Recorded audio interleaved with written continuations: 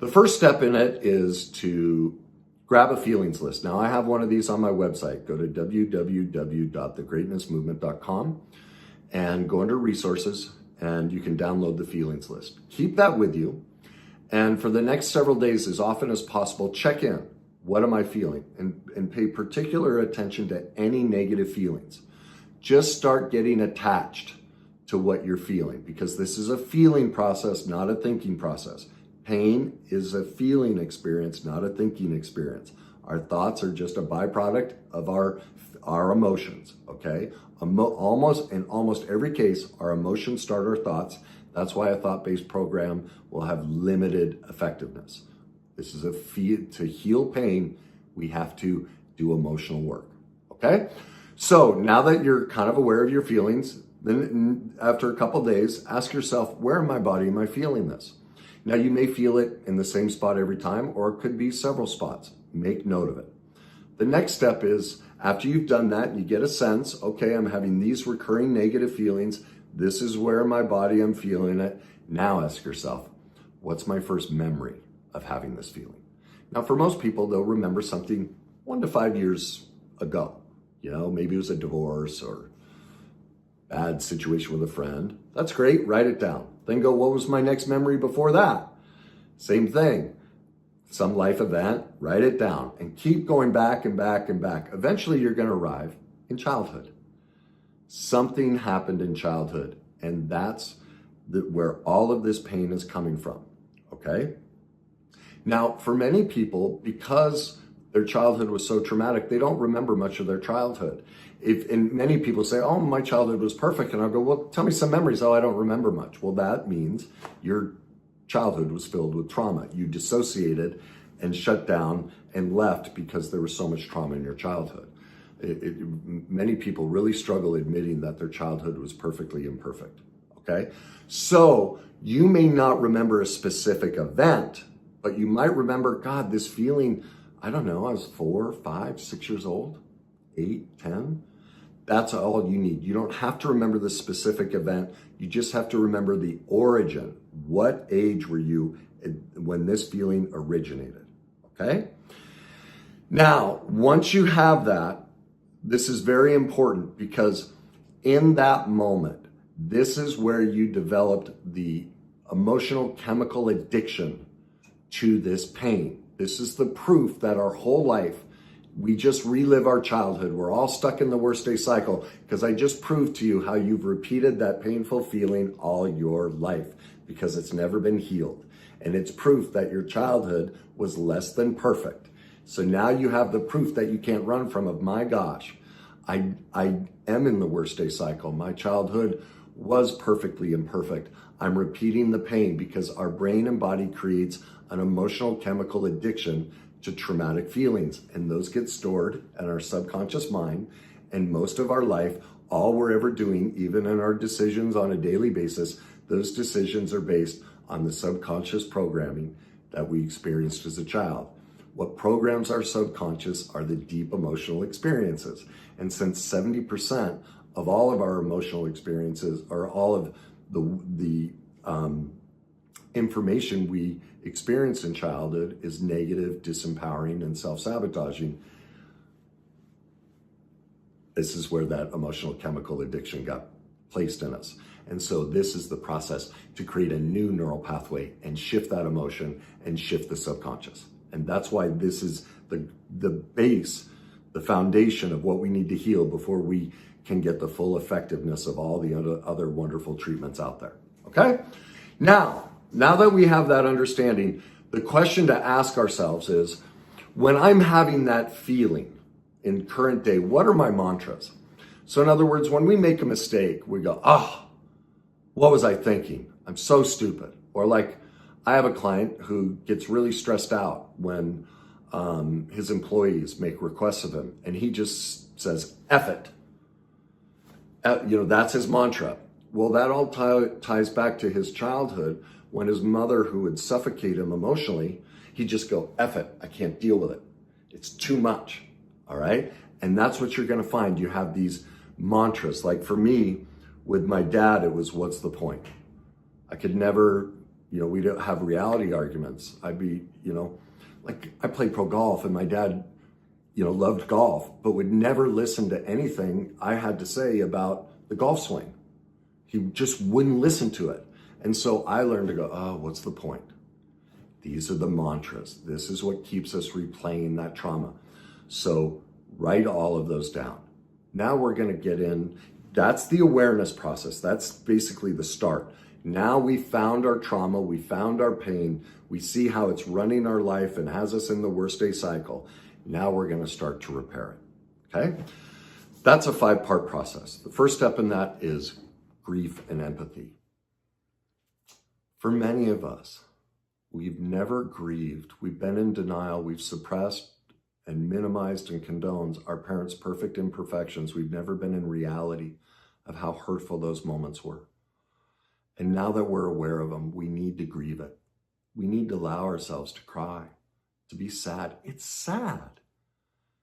It's really sad. And most people go, oh, well, it was back then. It doesn't affect me now. Well, we just proved that it's affected you your whole life. And that's you're minimizing, you're suppressing, and you're condoning the perfect imperfect parenting that you received. You've never given yourself permission to feel the pain of that. That's the first step. We can't ignore and stuff that. So how do we do that? Well, the first step in that is we have empathy for both ourselves and our parents.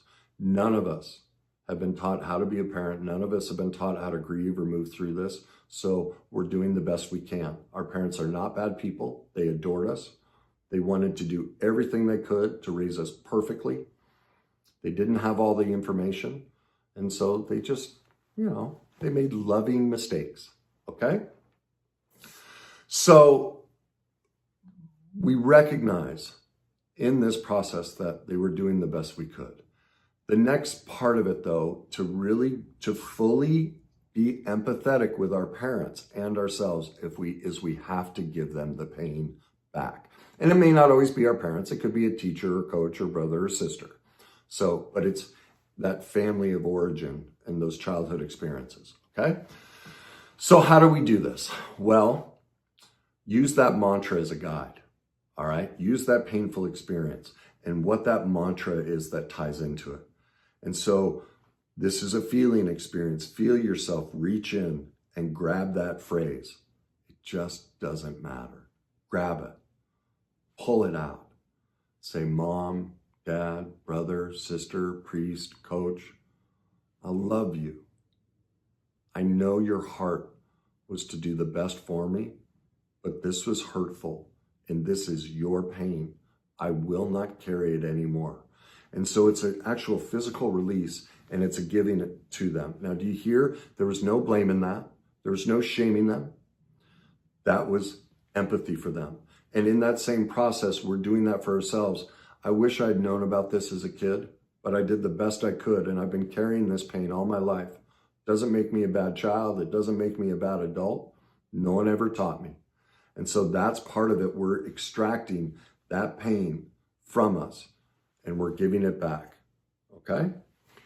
Now, the next step in this is to reclaim our inherent self.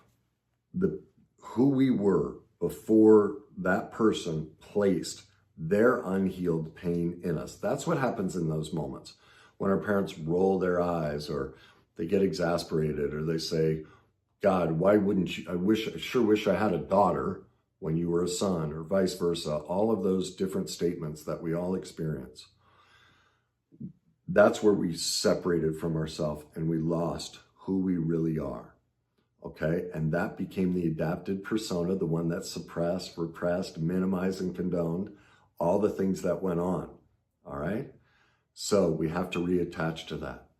The first step in that is we have to rage. We never got to express our anger in that moment. We never got to defend ourselves because we were 2, 4, 6, 8, 10. It's our job to follow an adult's advice or an older brother. We're defenseless. We went along with it as a survival mechanism. That's why we're not to blame. But anger is a boundary. No, No, you can't do this to me. This is wrong. So here's how you do an anger. Here's how the anger works. Write a letter. Now, this isn't something you send to them. This is just for your benefit. And here's the key. Make it really, really feeling focused. Don't go into the, obviously the details of, when I walked in the house and you slapped me or you rolled your eyes or whatever it was, but get into the feeling. I felt humiliated. I felt discarded. I felt insignificant. I felt ignored. I felt abandoned. List out, because that was your feelings work that we did in the beginning. Really get in touch. That will help you bring up the sadness, but it's also going to get in touch with the rage. And now the next step in the rage letter. Look, I swear a lot. When you're angry, certain swear words, there's so much emotion to it. It communicates it a lot better than I'm angry at you. I'm blankety blank, blank, blank, really attaches to that pain. And so that's what I suggest you do, is really get judgmental. It's okay. In this instance, it's okay to get judgmental. You selfish son of a, all you cared about, you blankety blank, blank, blank, blank, blank, blank, blank, blank, blank, blank, blank, blank, blank. Rage, rage, rage. Release it. Get it out. You've been carrying it for too long. Studies overwhelmingly show nearly things like chronic fatigue, chronic pain, migraines, fibromyalgia, arthritis, cancer. Nearly every single health condition is from the suppression of rage and pain. People that are overweight, almost always, Dr. Filetti discovered this, it's almost always stored rage. They're on every single diet and they can't let it go because they've never dealt with the rage. Please give yourself permission. And that's going to be very difficult because you're going to feel like you're being a bad child. Because especially for me, it was not okay for me to get angry. I just wasn't allowed. And so I had a ton of suppressed rage. I still have some that I'm still working on. It's a never-ending journey. That's why I use that in everything. It's always a journey. Now, am I so much better than I used to be? Heck yes. But the process never ends. We're always on the journey. Certain aspects of the journey we will completely recover from.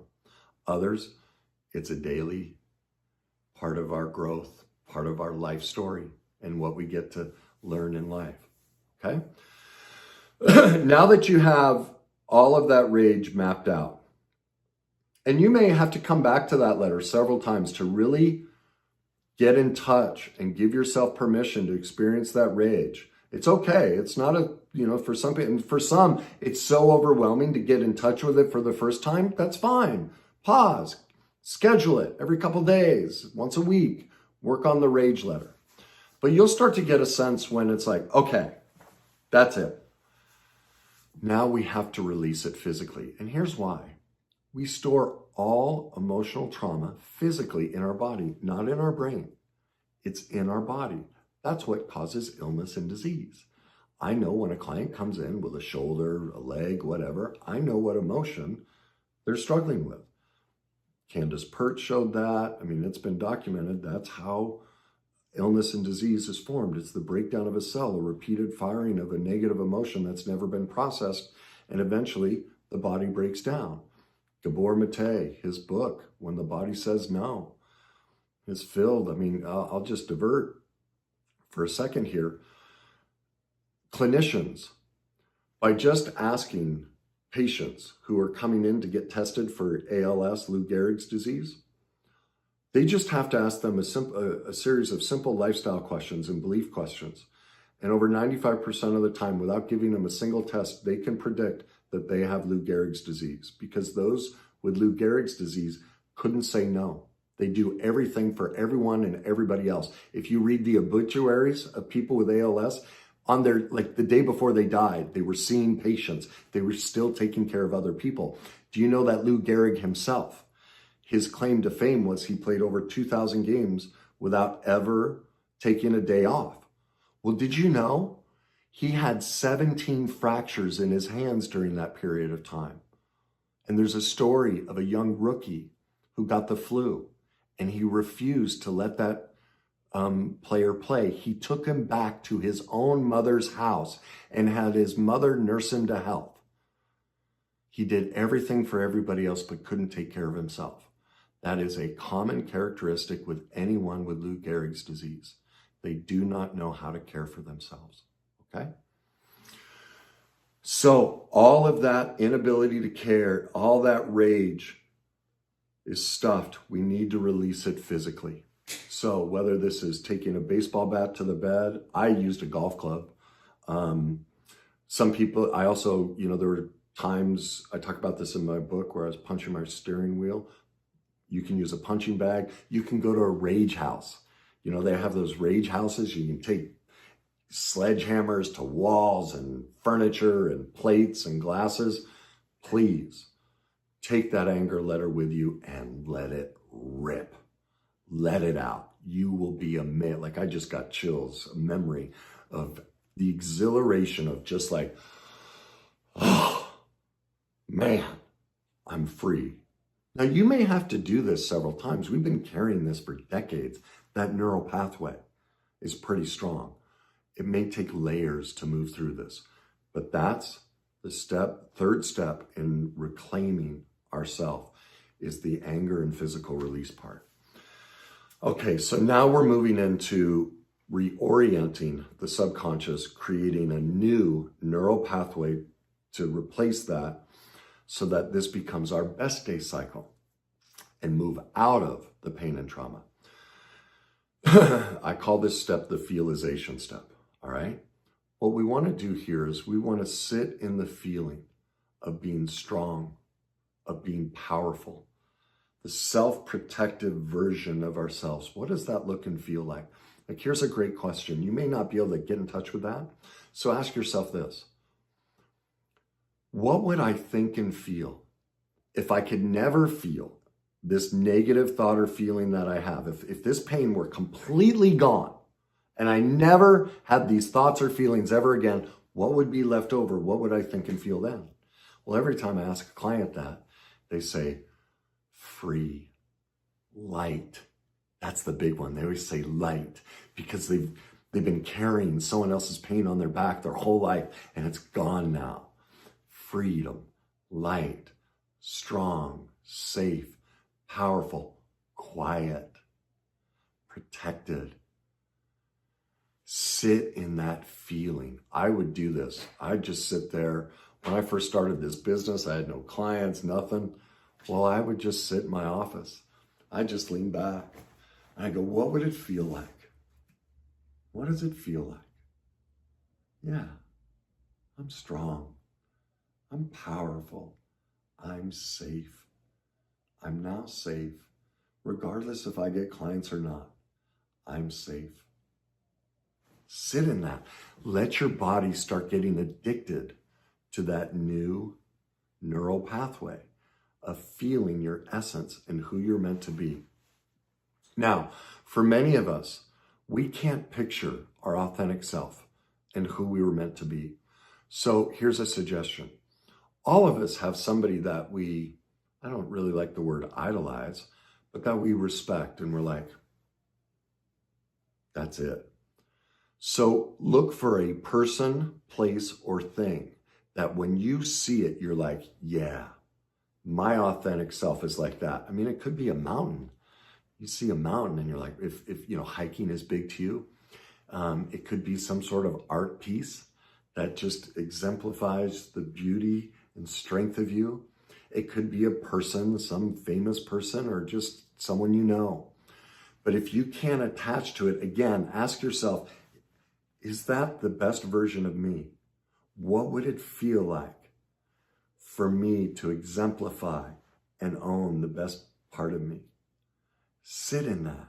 Sit in it as much as possible at a stoplight, on your ride to work. Look in the mirror. Ask yourself, man, what's it feel like to be strong and powerful? Start feeling and firing the chemical reaction. Again, it's a feeling process We're trying to create a massive chemical explosion to get imprinted into our subconscious mind of who we really are, okay? Now, we have to move into the last piece. This is step 5, self-forgiveness. See, many of us have a really hard time forgiving ourselves because we've just seen the worst day cycle. We've just noticed, wow, yeah, that shame feeling, I relived it in this marriage and this relationship and then this marriage and then this career. Wow, you know what that means? That means the first time I wasn't responsible, it happened to me. But then as an adult, I made conscious choices to relive this against myself. I'm responsible. I'm responsible. Now, because we haven't been taught you're not to blame, because no one taught you how the worst day cycle works. No one taught you that this is what we do. We repeat and victimize ourselves until we choose to heal it. So it's not about blaming, but it's about getting into reality of, man, I really did this to myself. And that can feel horrible. Why? Because of that original traumatic experience. Trauma leaves shame, tremendous shame, that I'm not worthy, I'm not good, that this coach or teacher or parent or family member that's supposed to love me hurt me. That must mean I don't have worth. That's devastating. And so when we recognize as an adult that I did this to myself, it'll trigger that shame moment. Well, we need to forgive ourselves. All we are ever doing is doing the best we can, even in those moments when we've all had this. We're like, I know exactly what I need to do, but we can't get ourselves to do it. Well, what does that prove? If I could do it, I would. I'm doing the best I can. And the best I can right now is to think about it, but I can't take action. That's just the best I can be. And we can't be blamed for doing things we weren't even aware we were doing them, as I always say that. You can't be blamed for doing something you were completely unaware of. As we know more, we can do more. And so now the choice is in front of you, you're learning more. And so this is the first time in your life you actually have a choice. You never had a choice. Like, here's a perfect example. Do you play the guitar? No? Do you beat yourself up for not playing the guitar? Of course not. Why not? Because no one ever taught you. So you don't shame yourself. It's the exact same thing here. No one taught you this. You're not bad or defective. But now you have a choice. You can decide if you want to learn how to play the guitar. And if you do, hire a teacher, learn about it, watch YouTube videos, whatever it is. Well, it's the same with this. You have a choice now. This is the first day in your life you've ever had a choice to go back and heal the pain from the past. You never knew about it. You never knew you were repeating it. And so literally you're an infant today. You're an infant. And you get to choose what sort of life you want to live from this point forward. And therefore you're forgiven for what you did previous to this. Okay? Now there may be consequences. You may be paying alimony, or you may have health problems, or whatever it is. We can't run from those, but we don't have to shame ourselves for it. We turn that around and go, well, how could I have done any better? It's the best I could do. I forgive myself. I love myself. I'm okay. And what's the best process for me to love myself? Well, it's to learn the skills and tools to turn this stuff around. That's how we regain our authentic self and who we were meant to be. Okay, so that's the final piece of the process, is letting ourselves off the hook, taking complete ownership. And that forgiveness is ownership. It's owning our side of the street. People really struggle with this, especially with relationships. They go, well, it's not my fault they were toxic. Well, no, it's not your fault, but you're responsible for letting them in your life. You did choose to date them or marry them. They're not responsible for that. You could have said no. You're an adult. Our inability to accept that responsibility is our inability to forgive ourselves. We are actually shaming ourselves when we don't admit that truth. We're keeping the cycle going. We are victimizing ourselves when we don't take ownership for our thoughts, feelings, and actions. That's a power dynamic we're using against ourselves. And that's why it's so important. That's how we clear out that worst day cycle, that shame-based feeling. We must forgive ourselves. If you want to see more about that process, I coached a client live, and it's a video called 23 Minutes to Forgiveness. Please pull it up. You'll watch her walk it. She could never forgive her ex-husband. She'd been to countless personal development programs, countless counselors, couldn't get there. And that's because people mistakenly, yes, we need to forgive the other person, but if we can't forgive somebody, it has nothing to do with the other person. It means we haven't forgiven ourselves. And so I walked her through this process and saw that it was actually, she'd never forgiven herself for her role as a child. And once she saw that, she was free of him. So if you want to learn that forgiveness process more deeply, go check out that video. It's 23 minutes long. It's a little I'll be honest, a little slow moving in the beginning because I'm asking questions. All of my questions are leading her to her answer. I'm like literally, it's like Dorothy in The Wizard of Oz, standing there, looking at the rainbow, wanting that life and going, God, how do I get there? And like she can see the yellow brick road right out in front of her, but it disappears. So she's excited and nervous to get there at the same time, but she doesn't quite know the path. Well, I literally just laid the bricks in front of her with my questions, and she arrived at the rainbow of, oh my God, I see it now. So if you want that same experience, watch that video. It'll show you how to arrive at self-forgiveness, okay? So now, once we've done that, once we have that new neural pathway, that new emotional condition, then really double down on your breath work, your mindfulness, your manifesting, all of it. It'll skyrocket, like literally skyrocket. When you shift the way you feel, your ability to do all of those other modalities, you will be blown away at how successful they become once you have this base work and process.